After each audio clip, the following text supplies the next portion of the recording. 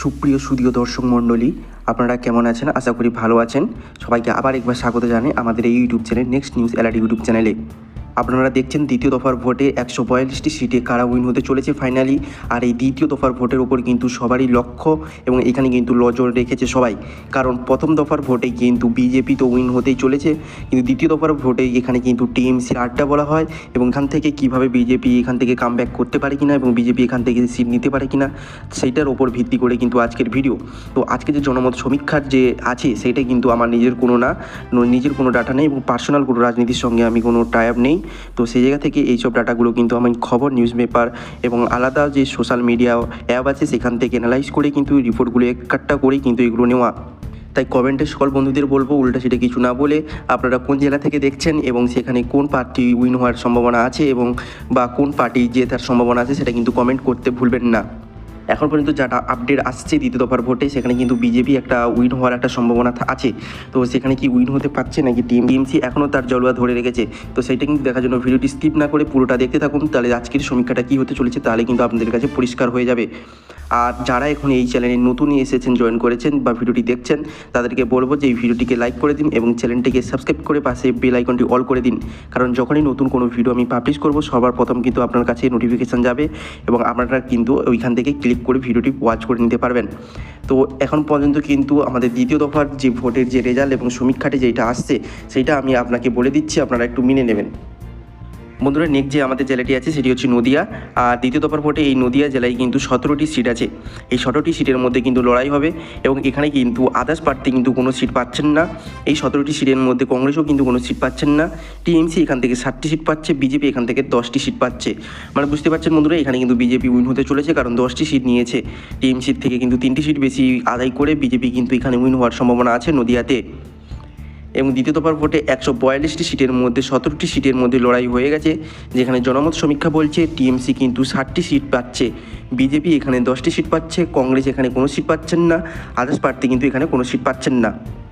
মানে এখানে যে প্রথম জায়গাটি ভোট হয়ে গেল সেখানে কিন্তু 10টি সিট কিন্তু পেয়ে গেছে বিজেপি, মানে 3টি সিটের ব্যবধানে কিন্তু টিএমসিকে পিছনে ফেলে বিজেপি কিন্তু একটা ভালো একটা আলোর মুখ দেখছে। তো দেখা যাক নেক্সট জেলা পর্যন্ত কিন্তু ধরে রাখতে পারে কিনা। নেক্সট যে জেলাটি আছে বন্ধুরা, আমাদের নেক্সট যে জেলাটি আছে সেটি হচ্ছে হুগলি। আর হুগলিতে কিন্তু 18টি সিট আছে। দ্বিতীয় দফার ভোটে কিন্তু হুগলিতে 18টি সিট আছে। এই 18টি সিট নিয়ে কিন্তু একটা জবরদস্ত লড়াই হতে চলেছে এবং কেউ কাউকে ছাড়বে না এমন পরিস্থিতি। এই 18টি সিটের মধ্যে কিন্তু আদার্স প্রার্থীরা 1টি সিট পাচ্ছে, কংগ্রেস কিন্তু এখানে কোনো সিট পাচ্ছেন না। টিএমসি এখান থেকে 8টি সিট পাচ্ছেন এবং বিজেপি এখান থেকে 9টি সিট পাচ্ছেন। তো বুঝতে পারছেন কিন্তু বন্ধুরা যে কীভাবে একটি সিটের কিন্তু ব্যবধানে এখানে বিজেপি উইন হচ্ছে। কিন্তু এখান থেকে যদি এই একটি ভোট যদি টিএমসির খাতায় যদি চলে আসে তাহলে কিন্তু এবার ড্র ম্যাচ হয়ে যাবে। তো সেই জায়গায় বলবো বিজেপিকে এই সংখ্যাটি কিন্তু ধরে রাখতে হবে এবং চেষ্টা করতে হবে আরও 1-2 সিট কিন্তু বাড়ানোর, নাহলে কিন্তু উইন হওয়ার সম্ভাবনা খুবই একটা কঠিন হয়ে পড়বে। তো এখান থেকে কিন্তু 9টি সিট বিজেপি পেয়ে এখানে উইন হয়ে যাচ্ছে হুগলিতে, যেখানে দ্বিতীয় দফার ভোটে কিন্তু 142টি সিটের মধ্যে 35টি সিট নিয়ে লড়াই হয়ে গেছে, যেখানে জনমত সমীক্ষা বলছে টিএমসির খাতায় কিন্তু 15টি সিট গেছে, বিজেপির খাতায় কিন্তু 19টি সিট গেছে এবং কংগ্রেস এখানে 0 সিট পাচ্ছেন এবং আদার্স প্রার্থীরা কিন্তু এখানে 1টি সিট পাচ্ছেন। মানে বুঝতে পারছেন বন্ধুরা কীভাবে 1, 2, 3, 4টি সিটের মধ্যে কিন্তু লড়াই হচ্ছে। মানে যেভাবে লড়াই চলছে হাড্ডাহাড্ডি কিন্তু একটা লড়াই চলছে। বিজেপি কিন্তু এই সংখ্যাগুলোকে বা এই গ্রোথে কিন্তু বজায় রাখতে হবে, নাহলে কিন্তু জিতা একটা অসম্পূর্ণ হয়ে যাবে। তো দেখা যাক নেক্সট জেলায় কী হতে চলেছে। ভিডিও কিন্তু স্কিপ করে কেউ দেখবেন না বন্ধুরা, গেম চেঞ্জিং যখন খুশি হয়ে যেতে পারে। হুগলির পর কিন্তু যেটা আছে সেটা হচ্ছে হাওড়া। এই হাওড়াতে কিন্তু 16টি সিট আছে। এই হাওড়াতে কিন্তু 16টি সিট আছে বন্ধুরা। এই 16টি সিটের মধ্যে লড়াই হবে। এই 16টি সিটের মধ্যে যেখানে আদার্স প্রার্থীরা কিন্তু কোনো সিট পাচ্ছেন না, কংগ্রেসও কিন্তু এখানে কোনো সিট পাচ্ছেন না, টিএমসি কিন্তু এখানে 7টি সিট পাচ্ছেন এবং বিজেপি কিন্তু এখানে 9টি সিট পাচ্ছেন। মানে দেখতে পাচ্ছেন বন্ধুরা কীভাবে লড়াই চলছে 1-2টি সিটের মধ্যে। তো এখানে বিজেপিকে বলবো একটু ভালো করে ক্যালকুলেশন করে কিন্তু খেলতে, যেখানে বড় বড় সিট আছে সেখান থেকে কিন্তু বিজেপিকে সংখ্যাগুলো নিতে হবে, সিটগুলো নিতে হবে, নাহলে কিন্তু প্রবলেমে পড়ে যাবে লাস্টে। যেখানে কিন্তু দ্বিতীয় দফার ভোটে 142টি সিটের মধ্যে 51টি সিটের মধ্যে লড়াই হয়ে গেছে, যেখানে এখন পর্যন্ত জনমত সমীক্ষা যেটি বলছে সেখানে কিন্তু টিএমসি 22টি সিট পাচ্ছেন এবং বিজেপি কিন্তু 28টি সিট পাচ্ছেন এবং কংগ্রেস কিন্তু এখানে কোনো সিট পাচ্ছেন না, আদার্স প্রার্থী কিন্তু এখানে তবু 1টি সিট পেয়েছেন। এখন পর্যন্ত হাওড়াতে এসেও কিন্তু বিজেপি একটা উইনের পজিশানে আছে। নেক্সট পর্যন্ত দেখা যাক যে কীভাবে বিজেপি এই সংখ্যাটিকে ধরে রেখেছে। তো নেক্সট যে জেলাটি আছে বন্ধুরা, নেক্সট যে জেলাটি আছে পূর্ব বর্ধমান।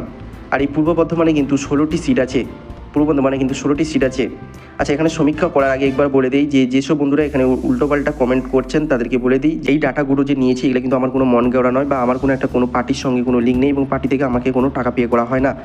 আমি আমার ডাটা এবং যেখানে নিউজ এবং জনগণ যা বলছে, সোশ্যাল মিডিয়া যা বলছে তার আবহাওয়ার উপর ভিত্তি করেই কিন্তু এই ডাটাগুলো নেওয়া। আর এই ডাটার কিছু কাছাকাছি কিন্তু যেদিনকার রেজাল্ট বেরোবে সেদিন দেখতে হবে এই ডাটার কাছাকাছি কিন্তু অনেকটাই মিলে যাচ্ছে একটা দুটো সিটের ব্যবধানে। তো সেই জায়গায় বলবো ভিডিওটি স্কিপ না করে কিন্তু এই ডাটাটির যে সমীক্ষার যে ডাটাটি এটা কিন্তু দেখা খুবই গুরুত্বপূর্ণ। এই সমীক্ষাটা কিন্তু খুবই একটা কারেক্ট হতে চলেছে। ভিডিওটি কিন্তু স্কিপ না করে দেখতে থাকুন এবং যারা নতুন এই ভিডিওতে জয়েন করছেন এবং দেখছেন তাদেরকে বলবো ভিডিওটি লাইক করে দিন এবং চ্যানেলটিকে সাবস্ক্রাইব করে বন্ধুদের মাঝে শেয়ার করে দিন, তারাও দেখতে পাক যে দ্বিতীয় দফার ভোটে কারা জেতার একটা সম্ভাবনা আছে। এবার বলি পূর্ব বর্ধমান, এখানে কিন্তু 16টি সিট আছে। এই 16টি সিটের মধ্যে কিন্তু আদার্স প্রার্থী কিন্তু কোনো সিট পাচ্ছেন না, কংগ্রেসও কিন্তু এখান থেকে কোনো সিট পাচ্ছেন না, টিএমসি কিন্তু এখানে 10টি সিট পাচ্ছেন, বিজেপি কিন্তু এখানে 6টি সিট পাচ্ছেন। মানে এখানে কিন্তু আবার টিএমসি উইন করে নিল, যেখানে কিন্তু বিজেপিকে পেছনে ফেলে দিল টিএমসি, এবং টিএমসি পূর্ব বর্ধমানে কিন্তু একটা উইনের সম্ভাবনা আছে। যেখানে কিন্তু দ্বিতীয় দফার ভোটে 142টি সিটের মধ্যে 67টি কিন্তু সিটের মধ্যে লড়াই হয়েছে, যেখানে জনমত সমীক্ষা যেটি বলছে টিএমসি কিন্তু 32টি সিট পেয়েছে, বিজেপি কিন্তু 38টি সিট পেয়েছে। তো বন্ধুরা দেখতে পাচ্ছেন এখানে কিন্তু 6টি সিটের ব্যবধানে কিন্তু এখনও পর্যন্ত কিন্তু বিজেপি উইন পজিশনে আছে এবং জেতার একটা ভালো একটা সম্পূর্ণ আছে। সমীক্ষা যেটা বলছে সেখানে কিন্তু বিজেপি একটা সম্পূর্ণভাবে জেতার একটা সম্ভাবনা আছে এবং কংগ্রেস কিন্তু এখানে কোনো সিট পাচ্ছেন না, আদার্স প্রার্থী কিন্তু এখান থেকে একটি সিট আপাতত পেয়েছেন। বিজেপিকে এই সংখ্যাটি কি নেক্সট ধরে রাখতে পারছেন কিনা ভিডিওটি স্কিপ না করে কিন্তু দেখতে থাকুন। নেক্সট যে জেলাটি আছে বন্ধুরা এটি কিন্তু কলকাতা, আর কলকাতায় কিন্তু 11টি সিট আছে। কলকাতায় কিন্তু 11টি সিট আছে। এই 11টি সিটের মধ্যে কিন্তু আদার্সরাও কোনো সিট পাচ্ছেন না, কংগ্রেসও কিন্তু এখান থেকে কোনো সিট পাচ্ছেন না, টিএমসি কিন্তু এখান থেকে 9টি সিট পাচ্ছেন। মানে বুঝতে পারছেন বন্ধুরা কীভাবে টিএমসি এখান থেকে ভালো একটা সংখ্যার সিট নিয়েছে। বিজেপি কিন্তু এখানে 2টি সিট নিয়েছে। মানে বুঝতে পারছেন বন্ধুরা এই কলকাতায় কিন্তু টিএমসিকে হারানো একটা ইম্পসিবল ব্যাপার। তো সেখান থেকে দেখা যাক বিজেপি কী করতে পারে, এখান থেকে সিট কটা নিতে পারে, কারণ এখান থেকে কিন্তু বন্ধুরা সিট নিতে হবে, কারণ টিএমসি এখানে ভালো একটা সংখ্যার সিট নিয়েছে। আর এইভাবে কিন্তু সিট নিতে থাকলে তাহলে কিন্তু বিজেপির ক্ষেত্রে যেতে একটা অসম্পূর্ণ হয়ে যাবে, কারণ এরপরে আরও দুটো বড় বড় জেলা আসছে যেখানে কিন্তু সিট সংখ্যা প্রচুর এবং সেখানেও কিন্তু বিজেপি একটা উইন হওয়ার আশঙ্কা কিন্তু খুবই কম। তো সেই জায়গায় বলতে হবে যে বিজেপিকে একটু ক্যালকুলেশন করে ভালো করে মাথা ঠান্ডা করে কিন্তু খেলতে হবে। তো এখনও পর্যন্ত কিন্তু দ্বিতীয় দফার ভোটে 142টি সিটের মধ্যে 78টি সিটের মধ্যে কিন্তু লড়াই হয়ে গেছে। এই 78টি সিটের মধ্যে জনমত সমীক্ষা যেটি বলছে টিএমসি কিন্তু 41টি সিট পাচ্ছেন এবং বিজেপি কিন্তু এখানে 36টি সিট পাচ্ছেন, কংগ্রেস কিন্তু এখানে 0 সিট পাচ্ছেন, কোনো সিট পাচ্ছেন না এবং আদার্স প্রার্থী কিন্তু এখানে একটি সিট পাচ্ছেন। তো এইখানে দেখুন কলকাতাতে এসে কিন্তু আবহাওয়া গেম চেঞ্জ, যেখানে কিন্তু টিএমসি কিন্তু এখানে আবার এগিয়ে গেলেন, বিজেপিকে কিন্তু 5টি সিটের ব্যবধানে পিছিয়ে ফেলে টিএমসি কিন্তু সামনের দিকে এগিয়ে গেলেন। তো এর আগে পর্যন্ত কিন্তু বিজেপি উইনের পজিশনে ছিল, এখানে এসে কিন্তু কলকাতার দিকে এসে কিন্তু টিএমসি এখানে উইন করে গেল। তো দেখা যাক যে বিজেপি আবার কামব্যাক করতে পারে কিনা, তাই জন্য বলছি ভিডিও স্কিপ না করে দেখতে থাকুন। নেক্সট যে জেলাটি আছে বন্ধুরা উত্তর 24 পরগনা, আর এই উত্তর 24 পরগনায় কিন্তু 33টি সিট আছে আর এখানে কিন্তু সিট সংখ্যা যথেষ্ট বেশি। তো এখানে বলবো বিজেপিকে একটু ক্যালকুলেশন করে খেলতে, ক্যালকুলেশন করে না খেললে কিন্তু সংখ্যার একটা খেলা, এখানে সংখ্যার খেলা যদি না ভালো করে খেলতে পারে তাহলে কিন্তু যেতে একটা মুশকিল আছে। তো এখানে 33টি সিটের মধ্যে আদার্স প্রার্থী কিন্তু একটি সিট পাচ্ছে, কংগ্রেস কিন্তু এখানে কোনো সিট পাচ্ছেন না, টিএমসি এখান থেকে 15টি সিট পাচ্ছেন, বিজেপি এখান থেকে 17টি সিট পাচ্ছেন। মানে বুঝতে পারছেন বন্ধুরা এখানে কিন্তু আবার বিজেপি উইন হতে চলেছে উত্তর 24 পরগনায়। উত্তর 24 পরগনায় কিন্তু 17টি সিট পাচ্ছেন, কিন্তু টিএমসি এখানে 15টি, মানে দুজনেই কিন্তু ভালো সিট পেয়েছেন, 2টি সিটের ব্যবধানে কিন্তু এখানে বিজেপি উইন হচ্ছে।